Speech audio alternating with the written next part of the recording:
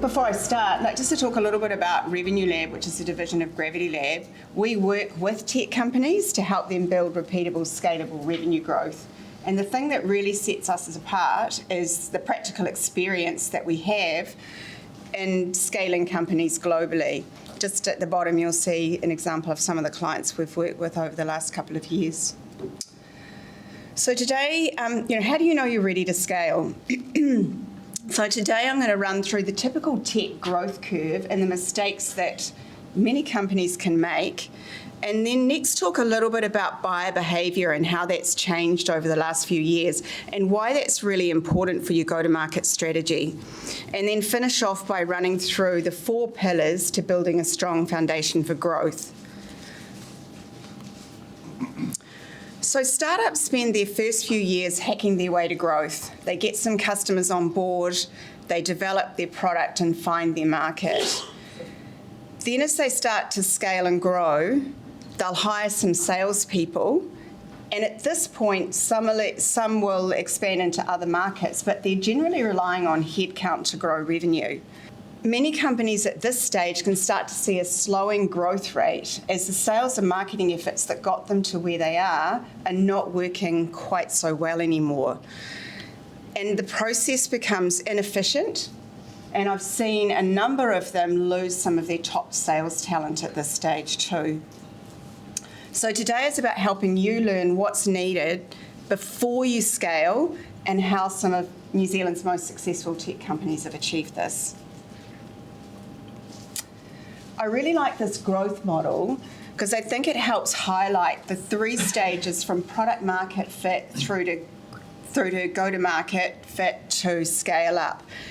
The point between A and B is where you're really learning how to sell your product and you're assessing your go-to-market fit. And you can see there's lots of ups and downs as you figure out what works and what doesn't work. And it's not really until you reach point B that you're ready to scale and where you'll start to see that accelerated growth. The problem is I've seen companies that are trying to, or we at GravityLab have seen companies that are trying to scale as they're still working through that point A to B, and there's still quite a lot of ups and downs as they determine that go-to-market fit. So let's have a look to see what you need to have in place to grow at an accelerated pace. Just before we jump into that, though, I really wanted to start off with highlighting the behaviours of today's buyer. Excuse me, I've got a bit of a frog in my throat today, which is not ideal, but anyway. This is super important because you really need to think about this in terms of your go-to-market strategy, and it needs to influence how you do things. So you only have to look at the last few years to see how your behaviour, or all of our own behaviour as a consumer, has changed. And it's, COVID has largely been the contributor to that, but that's the same for our customers as well. And we need to stay on top of that. Even before COVID, a couple of years, I think it was 2019, I was running a session with about 25 country managers at Crimson Education. And I asked that if anyone in the room could put their hand up if they could give me an example of where their buying behaviour as a customer had changed in the last couple of years.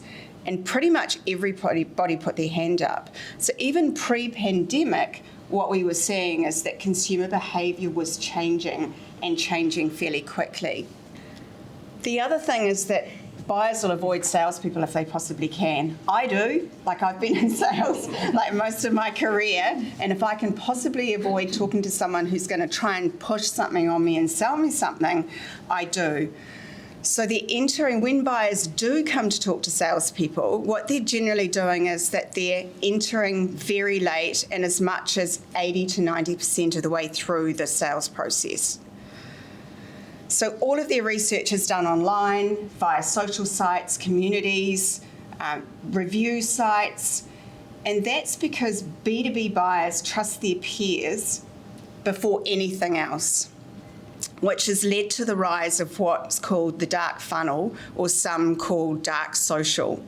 And that's where people are assessing and determining whether they're going to buy your product by talking to peers, by reading reviews and all of those sorts of things. So most of their buying is done online and we don't even know.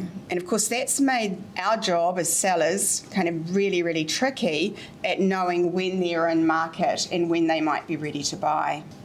So just wanted to frame that because I think it's really important in terms of the 4 pillars that I'm going to move into now. So the first pillar is your go-to-market strategy. I'm sure I'm preaching to the converted here when I say that it's really important that you understand your ideal customer profile. Yet it's still surprising to me how many companies that are relatively far on in their growth still haven't really nailed that sufficiently. And you also need to know that you need to have segmented the market and know which segment that you're going after. Too many companies make the mistake of going way too broad as they've got a large addressable market. But at a time where every sales and marketing dollar counts, it's really hard to do that and to keep targeting and messaging tight. So even if your TAM's really big, it's much better off to start with a really small wedge of the market, invest every ounce of effort and sales and marketing dollars to win in that space, and then build out to the adjacent markets from there. You need to be at a point where consistent pricing and there's where pricing is consistent and there's limited discounting to win sales. And of course, Aon's going to be talking next about pricing and monetization. I've seen many scale-ups still not able to convey their value proposition in a sentence or two that clearly articulates their uniqueness and competitive advantage. So you need to be at a place where your value proposition is well communicated from the website all the way through to the conversations sales are having. And then your content strategy is really important as well and goes well beyond brand and thought leadership. To me, I think that you need to really think about offering insights, education, and really creating value for your customer. So think about it as creating demand versus just capturing demand. Yet, if you look at most marketing dollars today are still invested or spent on capturing demand versus creating demand. Okay, the next pillar is your go-to-market process. So you need to have a clearly documented sales process with proven success that's aligned to your buyer. As an example, a client that we were working with about 6 months ago had a very clear sales process. It was all built into Salesforce, their CRM. Yet after completing a revenue diagnostic where we go in and assess their whole go-to-market process and strategy, we identified that they were using much more of a transaction sales process, yet their buyer was going through much more of an enterprise type buying process. So what we did is we stepped back and mapped out all of the phases of the buyer journey and then realigned their sales process, which involved building 2 more sales stages with all of the activities and tactics to align with that. They were selling to CROs and not able to get access beyond generally the RevOps person or somebody lower down, and there was more of a buying committee involved in making that purchasing decision. So there was kind of no surprise to us that customers were getting stuck at demo and not progressing any further. And that's because their sales process, even though it was well documented, didn't really help the buyer or align with the buyer in their buying process. You need to have a relatively reliable sales cycle. So to know that it's on average 45 days to close, 90 days, 120, whatever it is, and then be able to forecast with some sort of accuracy, a lot of accuracy probably, I should say, rather than some sort, a lot of accuracy month to month.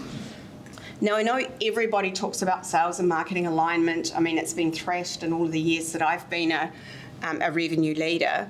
But yet when I talk about alignment, I mean right down to the content and tactics across the whole go-to-market process. Ideally, sales and marketing are collaborating very regularly, ideally fortnightly or monthly, where they're getting together and talking about what works and what doesn't work. I also highly recommend that you target marketing on pipeline. and ideally at a stage that's greater than 25%, and that's going to have a significant impact. Most marketers, again, in New Zealand are not targeted on pipeline. That's at least a kind of 25% or greater stage. That will significantly improve your win rate. So by the time, what you're really working towards in terms of scaling is that you've got a repeatable, scalable, and pretty predictable process before you scale. People is the third pillar. Look, it can definitely take a little while to sort out the right type of person to hire. And I've seen many companies hire industry experts instead of salespeople, which is totally okay at the start and often makes sense at the start. But when you're wanting to scale, it's really important to hire people with the right skills and attitude and that are at least somewhat coachable. For example, when I started at Xero, we had the team in the UK had hired a whole bunch of accountants to sell to accountants. So, typically, and they were really struggling to hit their target. So you only have to sort of think about an accountant's, typical accountant's personality is a little bit more introvert and analytical. Now, don't get me wrong, I've had some accountants in my sales team who have been unbelievably good and really at the top of my team, but generally that's not the norm. So in time, what we had to do was we had to turn the whole team over and hire people with the right skills to do that role. Generally in SaaS, you've also started to specialise the early part of the funnel by bringing in that BDR or SDR role. And that's really just to help you deal with the higher volume of leads that you're going to get and also to keep the cost of acquisition down. You also need a revenue operating model that's consistent, so that salespeople are having consistently scheduled one-on-ones, and then also your team meetings are using accurate data and have a clear agenda. Compensation plans can be quite tricky to get right at the start, so you need to be confident that you're at a point where they're driving the right sales behaviour and they're aligning with your strategy to achieve targets. And then lastly, some level of coaching needs to be happening consistently to develop and grow your talent, particularly in today's market, or you're going to lose valuable people. So the fourth pillar is technology and data. I'm largely going to leave this piece to Salesforce, to Ben to talk about, but there are 5 points that I wanted to emphasise. It's really important to invest in the right tech. For example, in the US, you'll see fairly early stage companies, somewhere between 3 to 5 mil ARR, will have invested in a minimum of 3 to 4 to 5 sales acceleration technologies. Now that's technology like Outreach, Gemini, Crunchbase, Zoom, LeadIQ, tools like that. So given that New Zealand companies, if they're going to be scaling globally, will definitely be competing with companies in the US, we need to make that same level of investment as well. Admittedly, that's tough because they're all in USD, they're charging us in USD, but if we want to compete and make it an equal playing field, then we absolutely need to do the same. With the rapid rise in outbound sales over the last few years, really good contact and intent data is super important. While some companies that I've been working with or working with through some of the sessions I run for NZT and Callaghan find Zoom info is good, there's definitely cheaper options out there like LeadIQ and Apollo that you can use to get that are becoming much more popular. So now more than ever, you need to get the most from the people you have by really driving automation and reducing manual work to drive that sales efficiency. There's such a shortage of sales roles in pretty much every region around the world. You can hear it in the UK, you're hearing it in Canada, you're hearing it everywhere. Maybe not so much just recently in the US because there's been quite a few layoffs, but certainly in Australia and New Zealand, there's just such a high demand for people in any sort of go-to-market role, and there's not enough people to hire. That